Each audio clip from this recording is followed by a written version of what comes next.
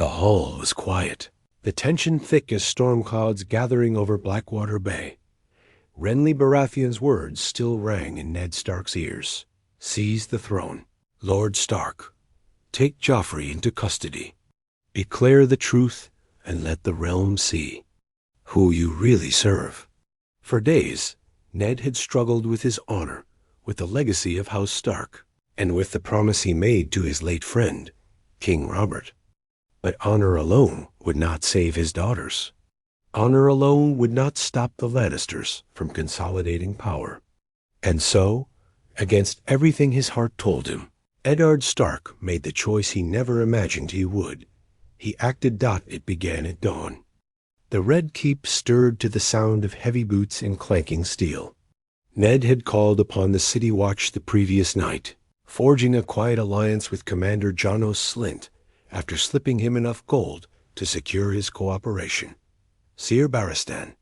Selmy, still loyal to Robert's memory, agreed to stand aside so long as the laws of the realm were not defied.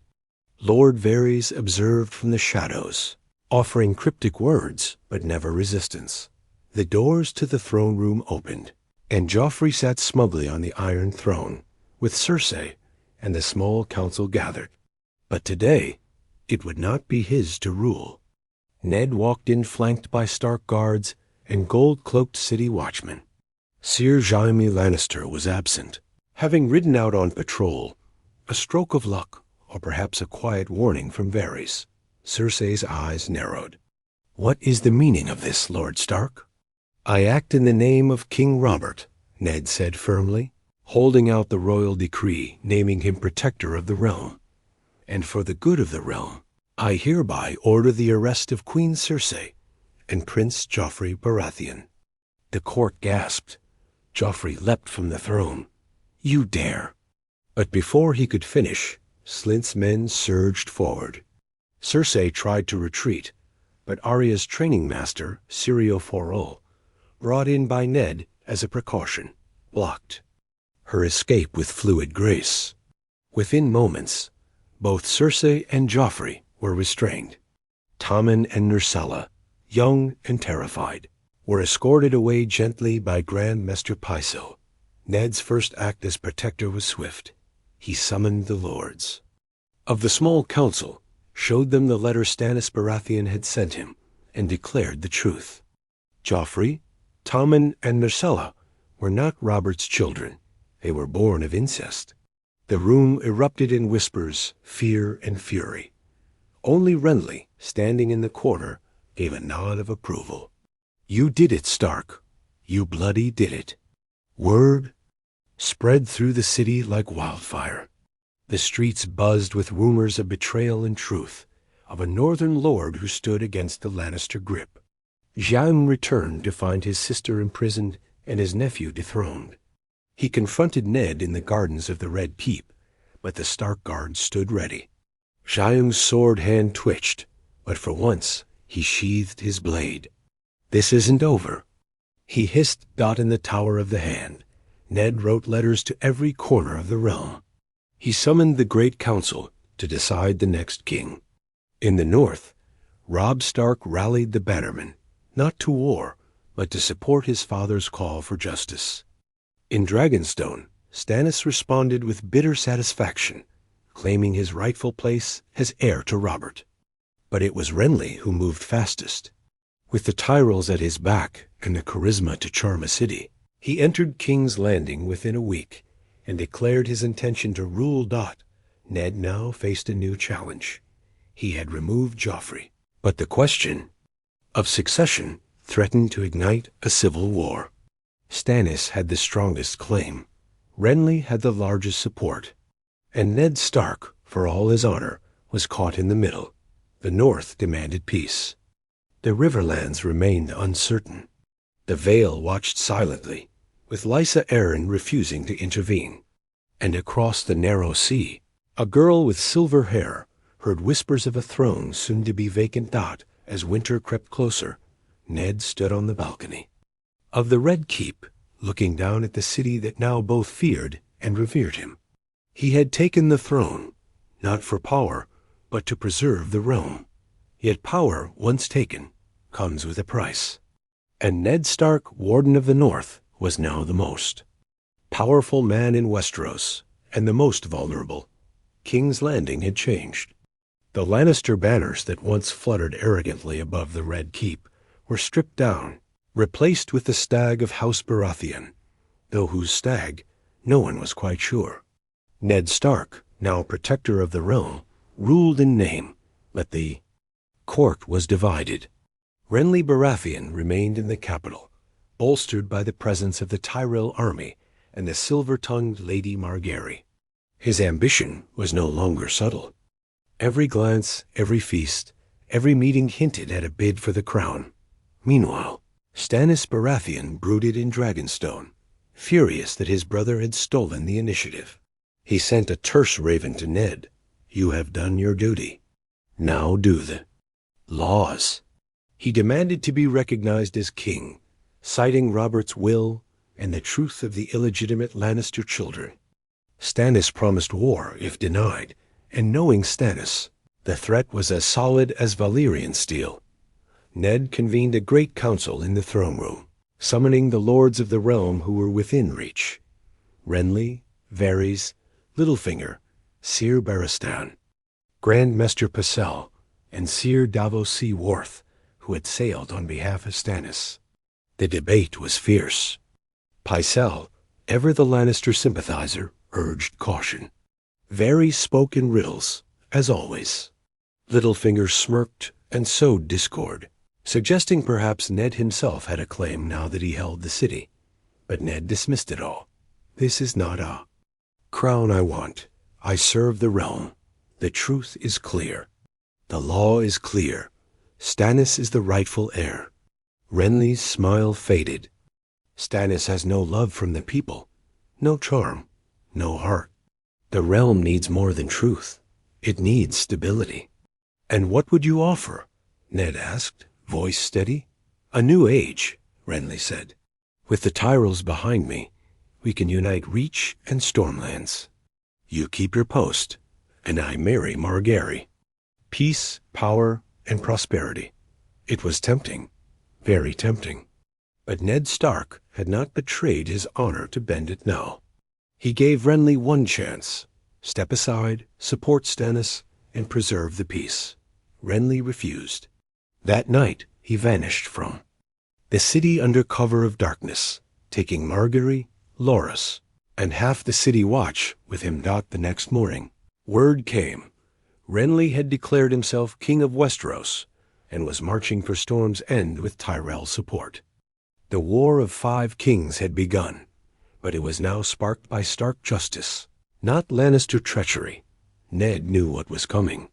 He summoned Robb to bring the northern banners not to war, but to keep the peace.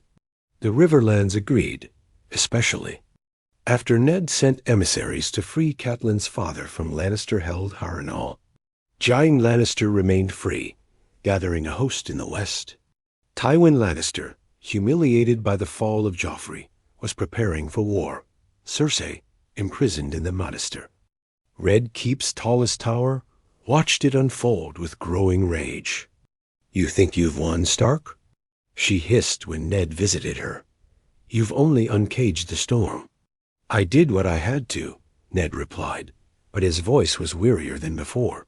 Meanwhile, Arya trained harder under Syrio Forel, and Sansa, once broken by Joffrey, began to learn the ways of the court from a surprising tutor, Lady Olenna Tyrell, who remained in King's Landing as Renly's unofficial diplomat. The Queen of Thorns admired Sansa's quiet resilience and offered her counsel laced with venom and wisdom, but the city grew restless. The common folk feared the rising tensions. Supplies dwindled. Whispers of dragons in the east and kings in the south spread like plague. Ned doubled the patrols and tried to keep order, but he knew it wouldn't last. Peace was slipping through his fingers, and then came the letter from the Wall. Jon Snow wrote to his father of strange disappearances, white shadows, and Benjen Stark lost beyond the Wall. Winter wasn't just coming. It was already here. Ned stood before the Iron Throne, eyes heavy. He had taken Renly's advice, seized control, and declared the truth. But truth had not brought peace. It had only torn open older wounds. The Game of Thrones had shifted. And now, all the players were moving. The question remained, would the realm survive the truth? Ravens flew like arrows across Westeros, each bearing the mark of House Stark. The message was clear. The throne was empty in spirit, if not in seat, and the realm must choose between lawful rule and chaos. But few in Westeros cared for law when ambition burned hotter. As Ned Stark fortified King's Landing in anticipation of war, messengers brought darker news. Renly was gathering troops in High Garden and had named himself King of the Seven Kingdoms. Worse still, Tywin Lannister had begun assembling his bannermen at Casterly Rock, and Jaime Lannister had taken River Run under siege, threatening the Tullys and cutting the north from the Riverlands. Robb Stark, Lord of Winterfell, now marched, with 20,000 men south, not to conquer, but to defend. Ned's command was clear. Hold the Riverlands, protect the realm, do not seek glory. Robb obeyed. But war would find him regardless. In the capital, the throne room remained cold. The Iron Throne itself was untouched. No man had yet dared sit on it since Joffrey's removal. Stannis refused to step foot in the city until he was crowned, and Renly had rejected any invitation to negotiate. To the people, it seemed Westeros had no king, only would-be rulers sharpening their blades. Ned knew time was running out. He sent envoys to Dorne and the Vale, urging neutrality if not support. But Lysa Arryn, clinging to her son, refused to involve the Vale in southern wars, and Doran Martell remained silent, brooding, calculating, and cautious as ever. Then came a surprise. A ship from Dragonstone docked at Blackwater Bay under the banner of the Fiery Heart.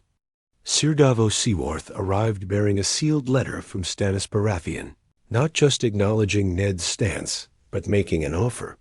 Crown me king, and you shall remain hand of the king.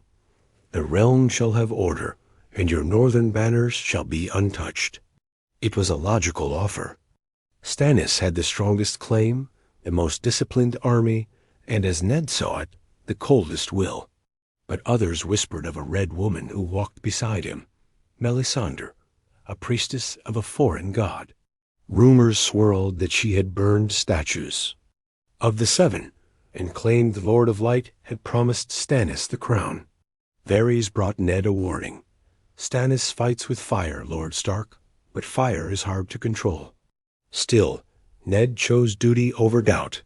He summoned the lords of King's Landing and declared that the Great Council would recognize Stannis Baratheon as the true heir to Robert's throne. His coronation was to take place in the capital in 2 weeks' time. Bells would ring. Peace would be sealed, but peace is never so simple. Renly struck first. His army swelled with Reach bannermen and knightly orders, captured Storm's End, and declared the Baratheon sigil his alone. He sent Ned a raven that read, "If you will not support a king with love, you will answer to a king with steel." And in the west, Jaime Lannister made his move. Word came that Edmure Tully had been captured. River Run was burning, and Robb's forces were now in open war. Robb had responded with fury, defeating Sir Stafford Lannister in the Battle of the Whispering Wood and taking dozens of hostages. But the Riverlands bled as the coronation of Stannis drew near. Ned stood in the crypts of the Red Keep, among the bones of Targaryen kings and queens. He thought of Robert, of Jon Arryn, of Lyanna, of all the oaths he had kept, and of one oath he had broken, to protect the children of Rhaegar Targaryen in the stillness of the tomb. A new thought entered his mind. What if the war for the throne was blind to the truth that truly mattered? Dragons stirred in the east. The Wall sent cries for help. Winter was already on the march. And yet here they stood, playing kings and crowns, while the real enemy waited in the snow dot as the bells began to toll for Stannis' arrival. Ned Stark knew winning the Game of Thrones was not enough. They had to survive what came after. The day of the coronation dawned gray and cold, a thin mist clinging to the walls of the Red Keep like a warning. The great sept of Baelor had been prepared in somber splendor, its steps lined with city watchmen, Tyrell gold cloaks nowhere to be seen. Inside, lords and ladies filled the pews, uncertain, anxious, divided. Stannis Baratheon stood at the altar, stiff-backed and scowling, flanked by his queen's allies and the Red Priestess Melisandre, who watched the gathered crowd with eyes like burning coals. Ned Stark, though still protector of the realm, stood beside Sir Barristan Selmy, both men clad in quiet dignity. They had done their duty. Now the realm would see a new king crowned. Maester Gorman, imported from Old Town to officiate after the High Septon refused to bless a king aligned with the R'hllor, began the rites. As he raised the iron crown once worn by Robert Baratheon, Melisandre stepped forward and placed her hand upon the crown's edge. "By the light of the one true God," she intoned, "let this man be king." The hall murmured. Some bowed their heads. Others looked away in unease. But the ceremony proceeded. Stannis Baratheon, true-born brother of Robert, was crowned king of the Seven Kingdoms. The bells rang. That night the city did not rejoice. Small folk whispered of red witches and burning altars. The faith militant stirred in the shadows.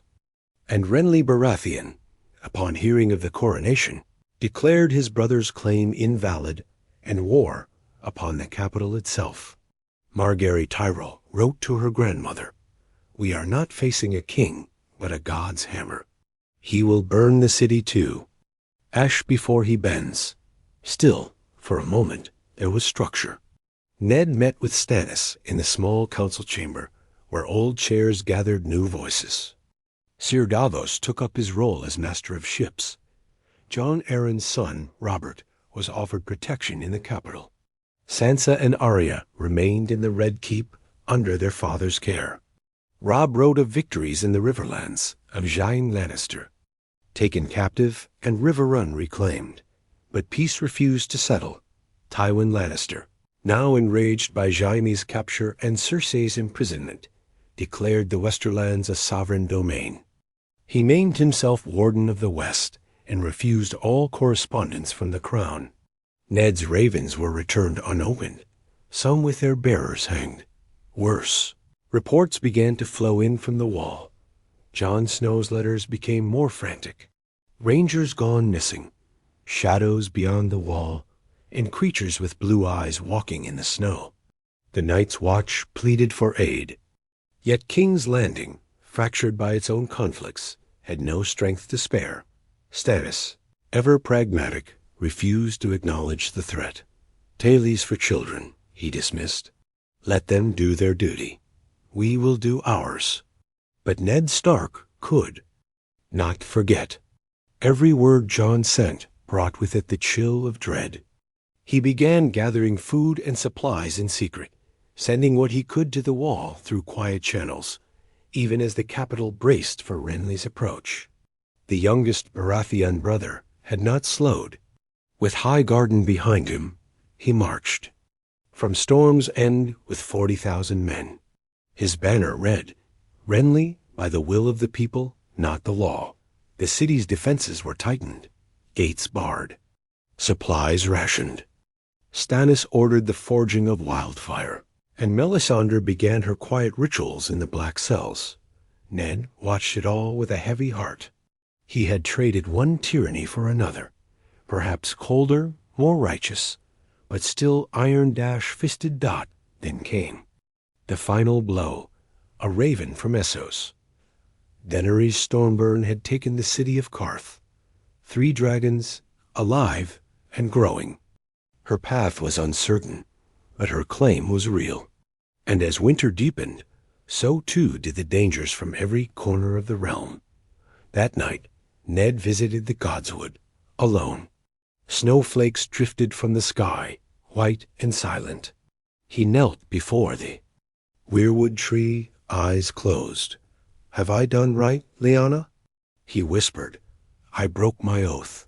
I kept another. I chose the realm over one child.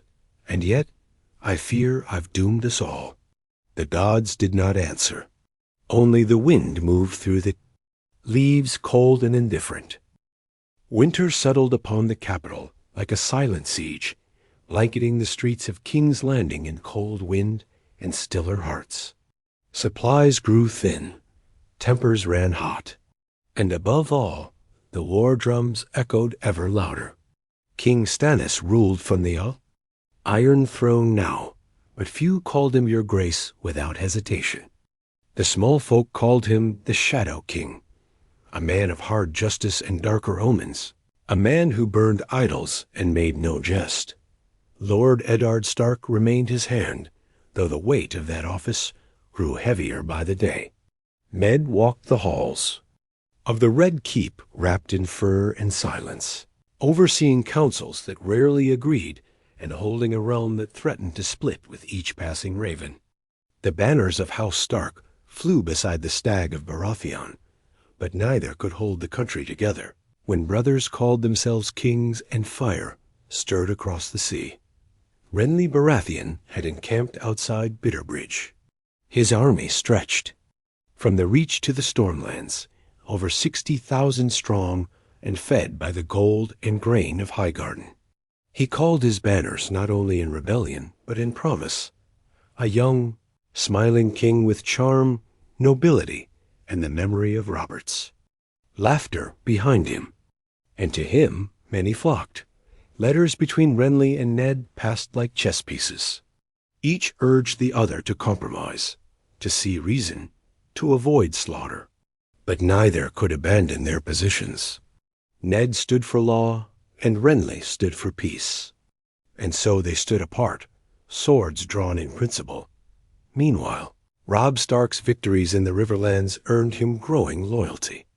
Jaime Lannister was now his prisoner. Lord Tywin, in fury, struck through the Westerlands, but Robb outmaneuvered him again and again. The boy they now called the Young Wolf began gaining fame, not just as a northern lord, but as a commander the realm could rally behind. Whispers of Robb being named king in the north began to surface, and Ned, hearing them, grew afraid. At court, things darkened further. Melisandre, the Red Woman, burned the Sept of Baelor in a midnight ritual. "False gods," she declared.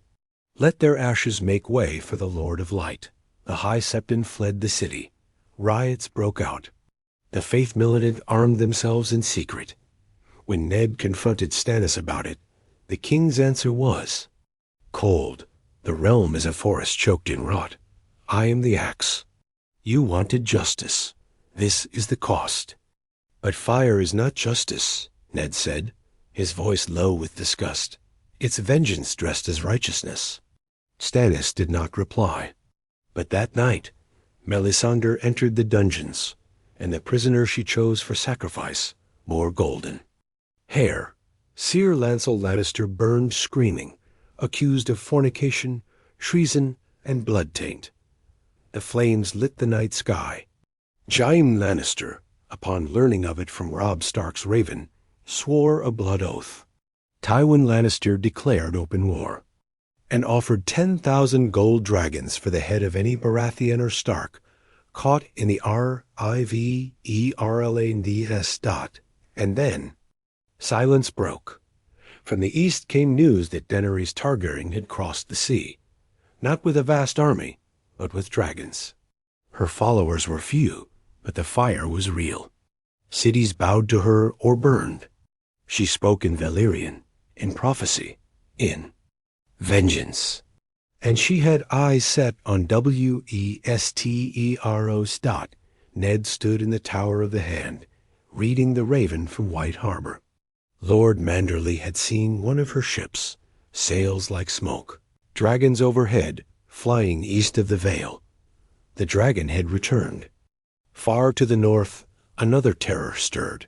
Jon Snow's letters had stopped. The last spoke of a battle at the Fist of the First Men, of white shadows breaking through the trees, of horns sounding in the deep cold. "If you hear no word from us after this moon," Jon had written, "assume the wall has fallen." Ned could not sleep that night. He walked the godswood once more, older than he had ever felt in his life. He had seized the throne not for ambition, but to protect the realm. And now the realm had fractured anyway, split between 3 kings, with another arriving on Dragonback, and an ancient darkness rising in the farthest shadows of the world dot and in his dreams. The same words echoed again and again. "Promise me, Ned." The sky above King's Landing darkened earlier with each passing day, not just from the approaching winter, but from the gathering of omens that haunted Lord Eddard Stark like old ghosts. He sat alone in the Tower of the Hand, a map of Westeros. Spread before him, pins marking every corner of unrest. The kingdom he had tried to preserve through honor was no longer whole. Every raven brought fresh sorrow. Renly had taken Tumbleton and was marching on Duskendale, just northeast of the capital. Stannis held King's Landing in a grip of iron and fire, Melisandre at his side like a shadow that never left. Her influence had grown too much for Ned's liking. More altars burned, more whispers in the streets. The faith of the 7 had become fractured, scattered, and angry. Rebels calling themselves the Sparrows had begun gathering in secret across Flea Bottom, and rumors swirled that they had the support of House Hightower and Oldtown. Ned had tried to hold the city together with law and northern resolve, but now even the common folk feared the fire more than they had ever feared the Lannisters. The Red Keep was no longer a court, it was a fortress. Robb wrote again this time from Harrenhal, which he had taken after a brutal campaign through the Riverlands. Tywin had withdrawn to the Golden Tooth to regroup, but the West was in open rebellion. What disturbed Ned more was what followed in Robb's letter. "Some of the Riverlords have begun calling me king. I told them I would not dishonor you by claiming such a title. But they look to the north for guidance, father. They look to me. What would you have me do?" Ned did not answer the Raven for 3 days. What could he say? That honor mattered more than safety? That their family must bow to kings who burned their enemies in the name of gods they did not know? Even more disturbing was the message that came from the wall, not from Jon Snow, but from Maester Aemon. The old man's hand was weak, but his words sharp. "The night's watch is broken. The Lord Commander is dead. Jon leads the survivors. We fled south of the wall, but the dead do not rest. You must prepare. Winter has come." And as if that wasn't enough, the east had roared to life. Daenerys Targaryen had landed near Gulltown in the Vale. Her dragons, though still small, were terrifying enough to send half the Arryn knights fleeing without battle. Lady Lysa locked the Eyrie and sent word to King's Landing. "You brought the Targaryen doom down upon us. I shall not open my gates to any who bear the name Stark or Baratheon." Now Ned faced what seemed unthinkable only a year before. 5 claimants to the realm. Stannis, seated on the Iron Throne by law. Renly, crowned in the Reach, charming lords by the dozens. Robb, whispered as king in the north. Tywin, declaring Lannister rule in the west. And Daenerys, the Dragon Queen, with fire and ancient right. The kingdom Robert had once held in his mailed fist had shattered. All Ned could do was try to catch the pieces before they cut the realm apart. He summoned Stannis to council and demanded they seek a truce with Renly, or at least Robb, before dragons or the dead reach the capital. But Stannis refused. Renly is a usurper. Robb is a rebellious boy. The girl across the sea is fire made flesh. The only peace they understand is through defeat. And what of the North? Ned asked, voice calm. If I cannot convince Robb to bend the knee, will you burn him too? If he makes war, Stannis said simply, then war he shall have. That night, Arya overheard 2 servants whispering of ships being readied in Blackwater Bay. Not for battle, but for retreat. Melisandre was planning something, and it terrified even her most loyal followers. Ned knew then that the window was closing. If he didn't act now, everything he had tried to save would fall to ash or ice. He sent secret ravens to Robb, to Doran Martell in Dorne, and to Maester Aemon. He called upon old friendships and quiet debts. And at last, he did what he had refused to do since the day he took the hand's chain. He entered the royal crypts. Beneath the Red Keep, alone in the cold dark, he knelt before the empty tomb of Lyanna Stark. The smell of damp stone filled the air. The torch flickered as if stirred by memory. He whispered, "I kept your son safe. I kept his name hidden. But now the world is burning. If I must choose between your secret and the living, forgive me." For the first time in years, Lord Eddard Stark prepared to speak a truth that could shatter kings. The truth was heavier than any sword Ned Stark had ever carried out at dawn. He summoned trusted allies, Sir Barristan Selmy, Grand Maester Cresson, sent by Stannis from Dragonstone, and Sir Davos Seaworth, to a quiet chamber deep within the Red Keep. Only a handful of guards were present, handpicked by Ned himself. Varys was conspicuously absent, though Ned suspected he already knew what was about to be said. "I have kept a secret for 17 years, Ned began, voice low, steady. One I swore to my sister Lyanna on her deathbed. But the realm now stands on the edge of a knife, and if I remain silent, all may fall." He placed a worn scroll on the table, a birth record from Dorne, smuggled north long ago, and a piece of a torn letter bearing the unmistakable sigil of House Martell. The boy called Jon Snow is no Snow at all. He is Aegon Targaryen, son of Rhaegar and Lyanna, born of marriage, not rape. The room was silent. Sir Barristan, white beard trembling, was the first to speak. If this is true, he is not only a Targaryen, he is the rightful heir to the Iron Throne. Maester Cresson looked stunned. "Does Stannis know of this?" "No," Ned replied, "not yet. I trust in his sense of law, but not in Melisandre, not in her fire and shadows.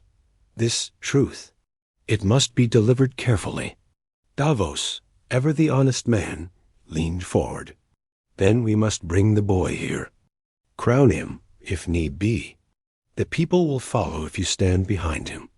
"I did not raise him for a throne," Ned said softly. "I raised him for the North, for the Wall. He does not know who he is." But there was no turning back now. That same night, ravens were sent, not just to Robb, but to Jon Snow himself. The message was clear: return to King's Landing. You are needed. The future of the realm depends on it. 2 weeks passed. Renly's army moved closer to the capital, demanding audience or surrender.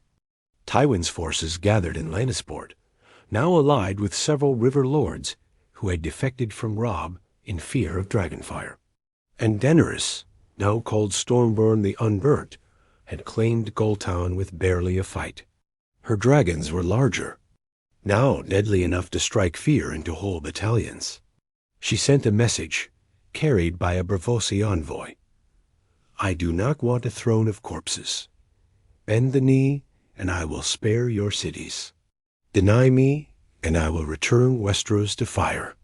Stannis refused, tearing the letter apart without reading past the first line. "Then you'll burn," Ned whispered under his breath. And then Jon arrived. He entered the city cloaked in black, accompanied by a handful of Night's Watch survivors. His eyes had changed, sharper, darker. War and death had touched him. When he met Ned in the Tower of the Hand, he did not embrace him. He looked at him like a soldier looks at a commander. "You sent for me." Ned handed him the scrolls, the Dornish letter, the records, the name. Jon didn't speak for a long time. When he did, it wasn't anger that filled his voice. It was fear. "And I have no name. I am not your son. I'm not Stark, not Snow, just another Targaryen, like the mad ones you all feared. You are my son," Ned said, finally. "You were raised in the north. You bled for the wall. You never asked for crowns or glory. That is what makes you worthy." Jon left the room in silence. The next day, he stood before the small council and Stannis. Ned revealed the truth in full. Names, dates, witnesses. Even Mr. Crescent, shaken and loyal to Stannis, admitted that the evidence could not be denied. Stannis was silent. Melisandre stood beside him, face unreadable dot at last. The king spoke. "If the boy is who you say, then he is the heir, not me." Melisandre touched his arm. "He is the prince that was promised." Jon looked to her with fire in his eyes. "I am no one's promise." But the city knew. Within days, the streets buzzed with the name Aegon. Songs began to be sung. Paintings of wolves and dragons together began to appear. And across the narrow sea, Daenerys heard the name and remembered the brother she never met, Jon Snow. Aegon Targaryen had stepped into the game. But even as a new alliance between Stark, Targaryen, and Baratheon formed, in court, the wall fell. A raven came late one night, soaked in blood, its leg broken. But the scroll tied to it still intact, dotted read, "Eastwatch has fallen. The dead march south. The Night King comes." And the war for the throne was no longer the only. War. Snow fell upon King's Landing for the first time in over a generation. Not ash, not dust. Real snow, soft, silent, and foreboding. It covered the towers of the Red Keep, blanketed the streets, and chilled the bones of every soul in the inn. City. And with it came the whispers of something even colder, death itself. The north had gone quiet. After the fall of Eastwatch, no more ravens came from Castle Black. No word from Jon's sworn brothers. No word from the last hearth, from Carhold. Not even from White Harbor. Only silence. A silence that crept southward like frostbite. Inside the Red Keep, Jon, or Aegon, as the lords had now reluctantly begun to call him, met with Ned, Daenerys, Stannis, and Sir Davos in the Great Hall, under torchlight that did little to drive out the cold. The Long War was no longer a theory. It was here. "We must unite now," Jon said firmly. "Every kingdom, every banner, every sword. The dead do not care who your father was. They do not kneel to thrones. They devour all." Daenerys nodded, regal and unshaking. Her dragons, now the size of ships, had been flown to the Riverlands to monitor movement. She had seen the signs herself. Whole villages turned to ice and bone. And worse, the stories of a Night King riding atop an undead dragon, once Viserion, were no longer legends. They were scouts' reports. Ned turned to Stannis. "This war cannot be won by honor or by fire. We need every house, every hand. Even those who once stood against us." Stannis grimaced. "You would have me make peace with Renly?" "You will, if you wish to live," Daenerys said sharply. A fragile alliance was formed that night. Ravens were sent to every corner of Westeros. Robb Stark, still holding the Riverlands, declared himself Warden of the North under Aegon's rule and pledged his forces to march south and stand beside his brother. Renly, reluctant and prideful, finally accepted a truce when Daenerys sent one of her dragons to High Garden, not in fire, but in show. "The time for games is over," she told him. "Fight with us or die alone." Renly, pale and shaken, agreed. Even Tywin Lannister, cold and calculating, entered the fold. When he received a severed Lannister scout's hand, pale blue, fingers still twitching, he knew gold would not stop the cold. He sent 1,000 knights to King's Landing, declaring neutrality, but offering logistics and coin in the name of survival.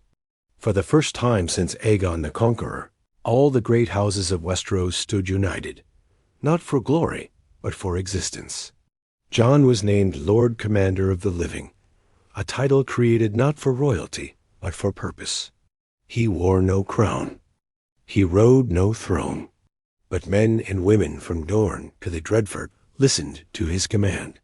The final battle did not begin in King's Landing, nor at Winterfell, but in the fields of the Trident, where the snows turned to mist, and from that mist came death.